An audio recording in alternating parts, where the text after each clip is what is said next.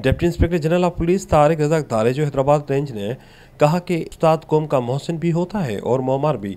उस्ताद ही हैं जो हमें अंधेरों में राह दिखलाते हैं। दर्स व तदरीस वो पेशा है जिसे हर मजहब हर माशरे में नुमाया मकाम हासिल है। इन ख्यालात का इज़हार उन्होंने Pakistan private school and college association Hyderabad division के ज़ेर एहतमाम उस्तादा की बेहतरीन तदरीसी सरगर्मियों के एतराफ़ में बसंत हाल में मुनक़िदा तकरीब से खिताब करते हुए किया।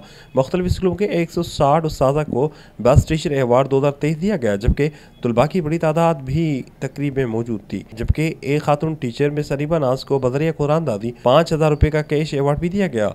DIG हैदराबाद रेंज ने मजीद कहा कि हम आहंगी बर्दाश्त तवाज़ुन तबकाती मसावत और बेहतर रोज़गार ऐसे अनासर हैं जो किसी भी माशरे को जन्नत नज़ीर बनाने में मुआविन साबित होंगे। सईद मोहब्बत अली कुरैशी डिवीजनल सदर Pakistan private schools and college association ने मौजूद मेहमानान की आमद पर उनका शुक्रिया अदा किया।